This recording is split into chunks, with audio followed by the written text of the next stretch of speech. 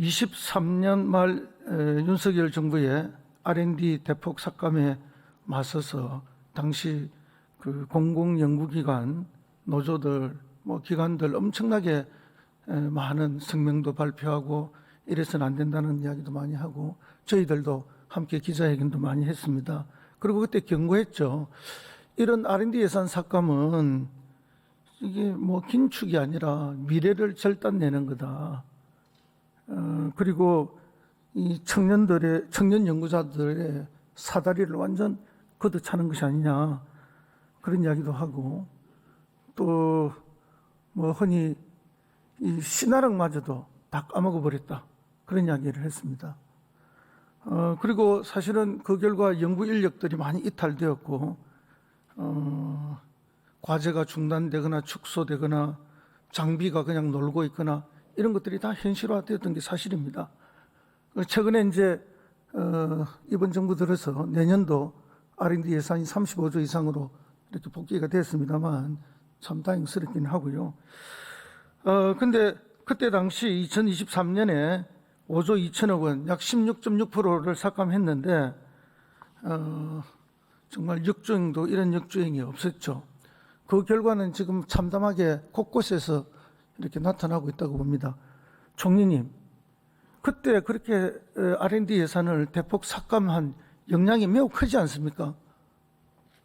네, 이번 예결위 심사 과정의 답변에서도 드러났지만 R&D 예산에 그렇게 역전을 한 것이 일반적인 어떤 중단이라는 차원을 넘어서서 바로 중단된 곳에서 다시 시작하기 어려운 측면이 있기 때문에 사실은 대단히 파괴적인 결과를 낳았다. 그런 부작용이 올해 지금 현재까지도 지속되고 있다. 이것이 사람과 관련된 일이기 때문에 그 부작용이 현재까지도 심대하다. 이런 이미 그 답변을 많이 드렸습니다.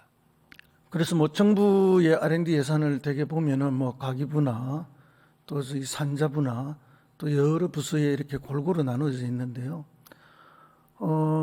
역추적해 가면은 이 R&D 예산이 그렇게 엄청나게 감소하면서 일어났던 일들에 대해서 추적이 가능할 거라고 봅니다. 예를 들면 연구 인력의 이탈이 얼마나 있었는지, 그 다음에 장비들의 이용률이 떨어진 거가 얼마나 됐던지, 그 다음에 과제가 중단되거나 축소된 게 얼마가 있다든지 이런 다 이게 계량 가능할 거라고 저는 봅니다. 근데 이런 거에 대한 총체적 데이터를 지금 정부가 가지고 있습니까? 지금 말씀하신 측면에서 어떤 예산 행위가 그로 인해서 어떤 부작용을 낳았는가 하는 것을 역으로 추적해서 그것을 계량화하자는 말씀인 것으로 이해가 되는데 그런 방식으로의 통계를 따로 잡고 있지는 않은 것으로 제가 어떻습니까? 그런 방식으로는 안 잡고 있는 것으로. 우리가 지금 연구 인력이 어느 정도 빠졌다 이런 정도만 알고 있지 구체적인 그때 그 영향을 대해서 종합적으로 가지고 있는 게 없지 않습니까? 네, 그렇습니다. 그래서 저는 오늘 이 자리에서 그렇게 예산이 정말로 그렇게 어처구니 없이 IMF 때조차도 R&D 예산은 줄이지 않았는데 오히려 늘렸는데 그 폐가 지금 그렇게 해서 그 폐가 너무나 크다.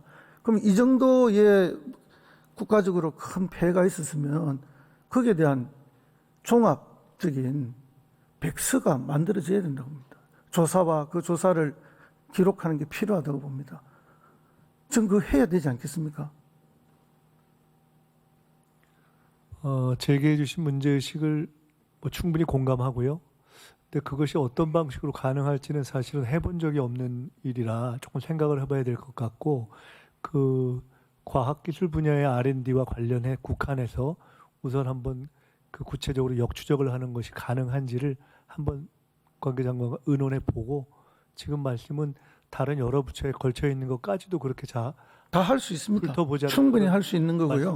그때 그 예산이 감액되면서 축소되면서 기존에 수행되던 과제들이 중단되거나 축소되거나 장비들이 놀게 되거나 또는 연구 인력이 이탈하게 되거나 이런 것도 얼마든지 정확하게 조사할 수 있습니다.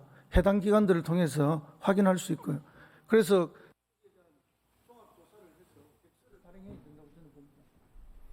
그 말씀 주신 취지는 충분히 이해했기 때문에 저희가 아직 경험해 보거나 이렇게 실제 해보지 않은 사안이라는 걸 말씀드리고 저희들이 일단 현실적으로 가능한 분야부터 가능한지를 한번 점검해 본 이후에 그 필요할 때 보고 드리도록 하겠습니다.